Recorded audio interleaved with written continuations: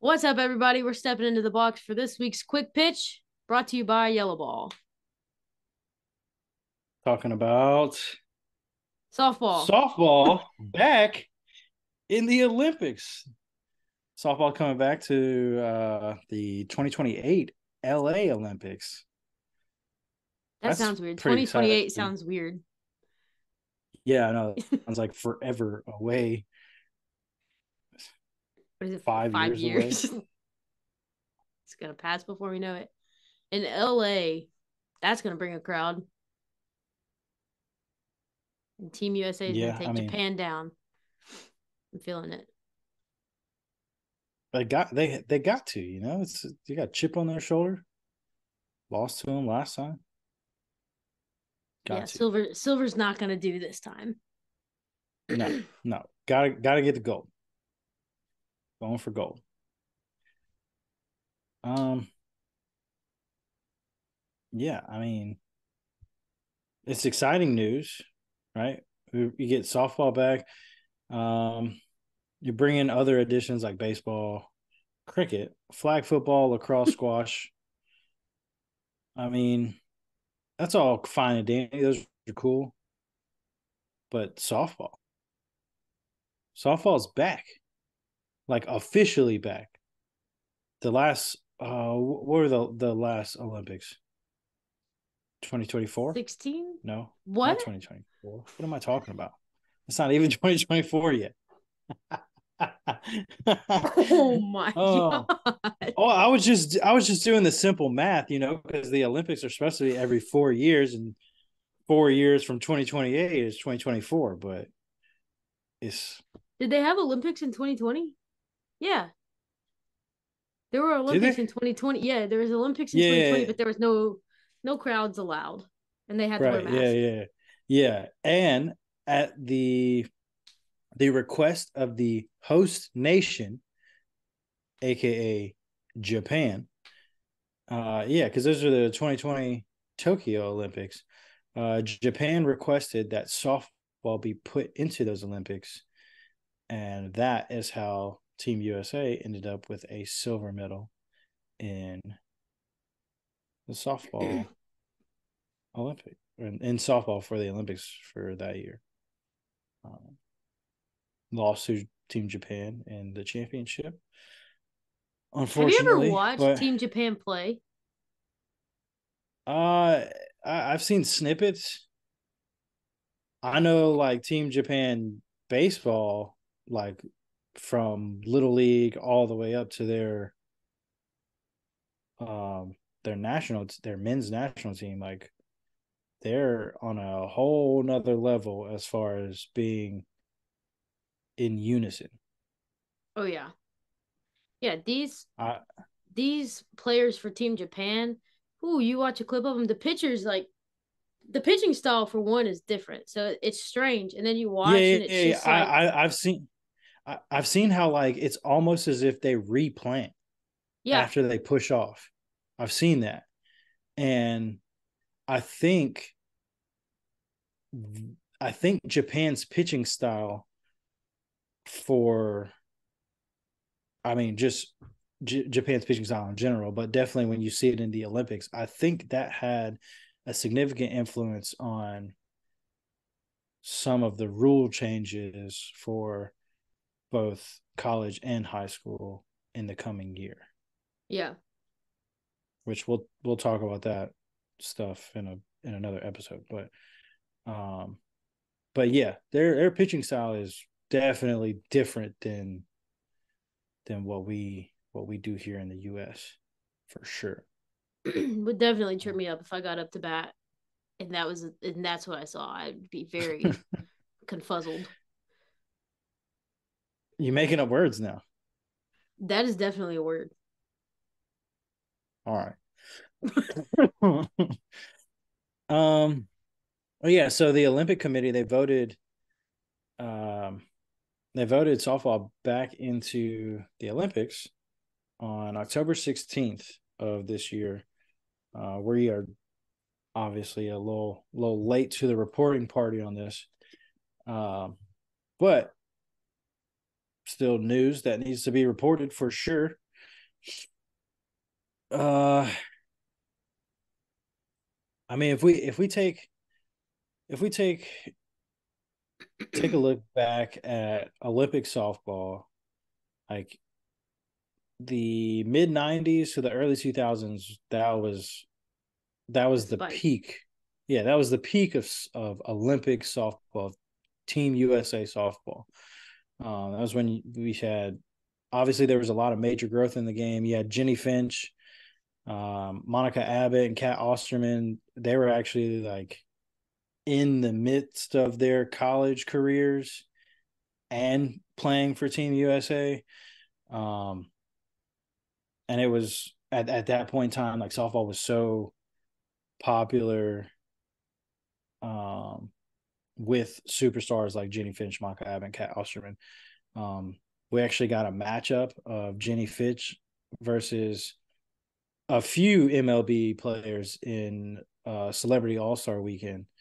Um, but specifically, Jenny Finch pitched to Albert Pujols during the MLB All Star softball game in 2004, and she struck him out. Sauced him. Yeah, like and Albert Pujols. First of all, Albert Pujols is a legendary hitter.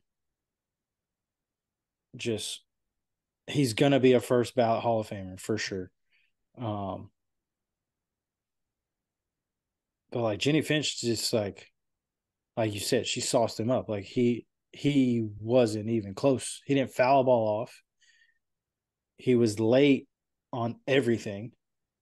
I don't know if she threw him rise balls or anything. I I kind of think feel like she she did. I think she threw Kind at of, least one. yeah, because the last pitch of that at bat that he actually struck out on was it was definitely up in the zone for But you sure. gotta throw a rise ball. You have Yeah, to. It's a way of life, uh, you know? yeah, but Rite I of mean passage. she just threw absolute fuego, just popping the mitt, blowing smoke right past our Bulls and a handful of other major league all stars that year. Um, There's some just videos I watched, I don't even know how many years ago, of it might have been Jenny Finch. I know it was Jenny Finch, but I feel like it was Jenny Finch compared to an MLB pitcher, and I don't remember what pitcher it was. And it was like some kind of different stacks of glass lined up to see how many the ball would break throwing at their yeah, hardest. yeah, yeah, yeah. And I she know what just you're talking about. freaking shatters them. Yeah, it was. I think it was Randy Johnson, Was it? big tall lefty. I think. Do you know who Randy Johnson is? I think that's who it was though, because Randy Johnson was like notorious for throwing 100 miles an hour consistently. He was like 6'10", sidearm lefty, just Ooh. throwing rockets. But yeah, because that was on Sports Science. That was the show that you're talking Mm-hmm. about. But yeah, that episode, the event, the All Star event that took place between Jenny Finch and Albert Pujols, like that just gave fans a glimpse into just how phenomenal our nation's softball athletes were, and that obviously increased the viewership and just fandom around the sport. Um, but even in that huge bump in viewership, like there was like softball still struggled to really get off the ground, um, which I which is I feel like is was one of the main reasons why um, the Olympic Committee decided to remove softball, as it just wasn't pulling in the viewership that they needed. You know what I mean? Right. Um, but then when softball came back for the 2020 Tokyo Olympics, and there was a pretty, I don't want to say it was like a massive viewership, but I mean that this was happening all at the same time, and that Oklahoma was just becoming dominant, and they were really pushing softball forward. And so with this vote this year to bring softball back in the 2028 Olympics, like I feel like there's no better time, like the game is just it's just at such a rapid pace of growth right now. Like you have this Olympics vote to bring softball back. You have two professional softball leagues in the United States. You have Women's Professional Fast Pitch and Athletes Unlimited. Women's Professional Fast Pitch has gotten popular enough to actually hold a live draft, whereas like in years prior with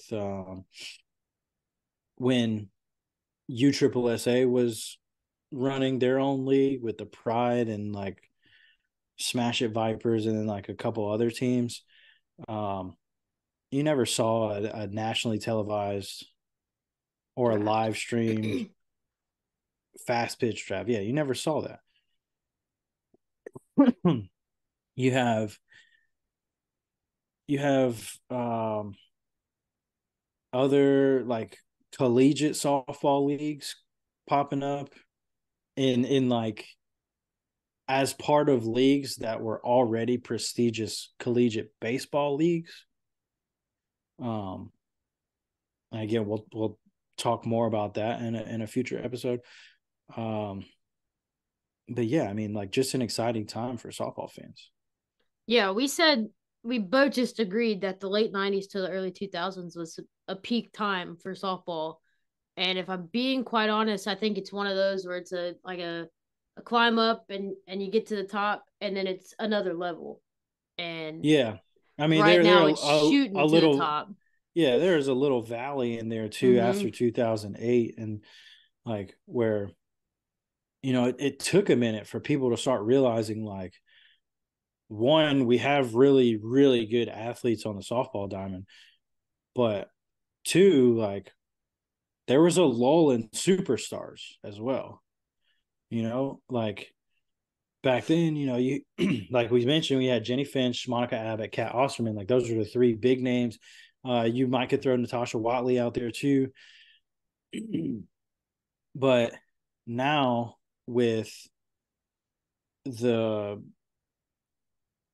freakish dominance that Oklahoma's softball team puts out, top to bottom in their lineup, with superstars like Jocelyn Alo and Jordy Ball, which I mean, Jordy Ball is she's still got 2 years of college playing time left.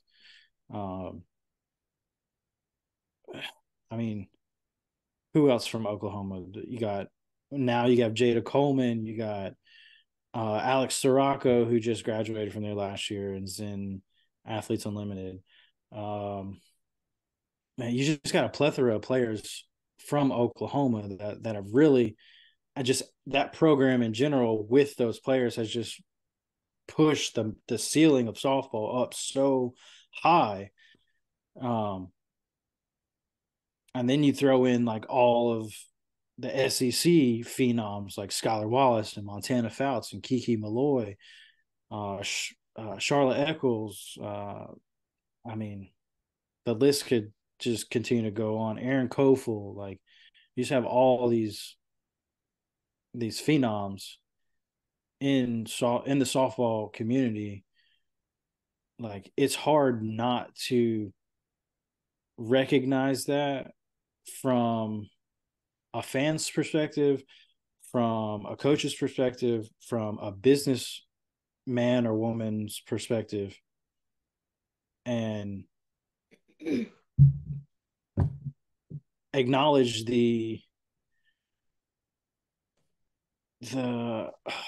I'm kind of trying to think of the right words. Acknowledge the opportunity there to bring this game to a new level. You know what I mean? Right.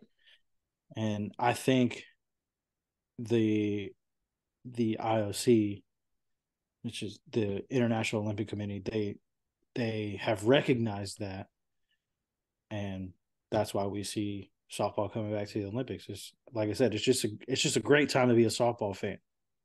Right. I think a big contributor too, with all of these stud players, just I mean, just dominating all over the country and from all different kinds of conferences and different uh what's the word that I'm looking for? Not position, well, I guess positions, because they're not all, it's not just like you're staring at all pitchers and you're staring at only center fielders. You're staring at a variation of pitch or of players that are providing all these different crazy numbers and plays and everything that draws attention to somebody. And I think because of that is what the viewership's just exponentially grown. I mean, last year, I think that the softball women's college world series last year had close to, if not the same amount of viewers as the baseball world series. And that I actually think softball had more more, viewership than baseball did. which has that's not a thing. That was not a thing. Right. Yeah. But I mean, when you're talking about, like you said, all-star talent all over the field, like how do you not get excited about that? You Right. know, as a fan, like you're seeing the best players really for the game of softball. You're seeing the best players in the world perform in one place. You know, Yeah. like you mentioned, having just all stars all over the field, right? You had Skylar Wallace didn't make it to the World Series, but you had throughout the regular season, you had Skylar Wallace at shortstop. You had Montana Fouts in the circle. You had a Catherine Sandercock in the circle. You had a Kelly Maxwell in the circle, a Jordy Ball. I mean, we could just Najee Kennedy. You Allie Cagle. had, yeah, I mean, but then you had Valley Cagle at first. You had Charlotte Eccles at first. You had Taryn Kern at second. You had Kiki Malloy in center, Jada Coleman in center, Zeta Pooney at third, Reese Atwood behind the plate, um, Jordan Rudd behind the plate, who's now playing in Athletes Unlimited, graduated from Northwestern. Um, I mean, I think Alex Honnold from Mizzou. I think she plays one of the corner outfield spots. Um, Mac Leonard played first base, pitched. Like, I mean, you just had just One, players step. that can not necessarily jump from position to position, but like you just said, you got players that are pitching and playing first. You got players that can switch on the outfield. You got players that can go from the corner to the middle infield. You got players that are just incredible and fun to watch. Yeah, they're How do you not sit down and say, "Oh, softball's on"? Like it, I should probably watch this because one, it's right. fast I mean, paced. like, yeah, it's Like, fast paced, and you're seeing peak athleticism. yeah, Like, I mean, when you're talking about athleticism, you're usually referring to men, and I mean, for the longest time, and me being a male, like I'm biased towards men's sports most of the time, but I mean, having been in the softball world the last couple of years and understanding like one, how hard this game is, two, how hard these girls work to be as good as they are, like it would I'd be an idiot to not be excited about all of the opportunities that softball is present right now, and like where this game is develop, where it's going to, where the development of the fan base and the appreciation of the game. Like I'd be an idiot to just like brush that off and be like, no, I really only care about football. Like football's where it's at, or baseball is the only thing that I care about. Like it's just an exciting time to be a softball fan. Yeah, I completely agree. I think these the Olympics being in the US, that's Yeah, that's huge. yeah, for sure. And it's in a hot city in the US. It's in LA. Like Yeah, I wish it was I wish it elsewhere. was like in Norman. That would have been just a little closer to go to. But it's fine. I mean, Could have Dallas would have been cool. put it in freaking Jackson, Mississippi. They'd be Yeah, like, "Yeah, no, I'm good. We yeah. don't have to play there. Uh, I'm good." uh, but yeah, no, and I mean, you're talking about like not. We've talked about the excitement for fans, but I mean, even just for the players, like a lot of the players prior to the last 4 or 5 years, like professional softball hasn't. It's not that it's been unattainable. It's just only been attainable for the cream of the crop Right. in that of USA softball, right? Like, and granted, we're talking about USA softball here, but like we mentioned earlier with Athletes Unlimited, Women's Professional Fast Pitch, there are other opportunities in other countries for professional softball. But I mean, there's multiple opportunities now that didn't exist, 10 years ago, and more specifically for the Olympics, like now that it's officially back in in the 2028 Olympics, like this is something that a lot of these players have dreamed about since they were little kids watching Jenny Finch and Monica Abbott and Kat Osterman, Natasha Watley play in the Olympics in the early 2000s. Yeah, Most of these girls were born in the late 90s or early 2000s. yeah. You talk about the Women's College World Series stage being the biggest and best stage you can make it to and play on. But now you have this stage in the Olympics, which is the biggest and best stage you can play on. And you gotta know that for these players that have seriously dreamed of this day happening, there's nothing but excitement and probably a lot of um what's the word? I guess anxious. They're probably anxious and just are like ready to just go play Yeah, and perform for yeah, their country. yeah, definitely. I mean, I wish it wasn't 5 years down the road. I'm sure all the players feel the same way. But I mean, Jocelyn Alo expresses her excitement and says, for us to be at the Olympics on literally the biggest stage, like you said, is huge. I can't even put it into words. Like, she had a poster on her wall growing up of Team USA softball with Kat Osterman, Monica Abbott, Jenny Finch. Like, since she was a little girl, this is all she ever wanted to do. Like, she wanted to go play softball in the Olympics for Team USA. And now she's getting the opportunity to do that. The best hitter to ever play college softball is getting the opportunity to go try to bring home a gold medal for our country. It doesn't get any better than that. What an exciting time to be a softball fan. Yeah, definitely. Well, I think that about wraps it up for this episode of Quick Pitch.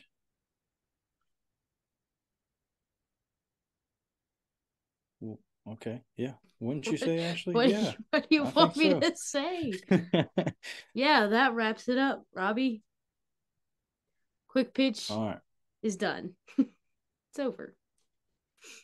Yeah. All right. We'll catch you next time on Quick Pitch.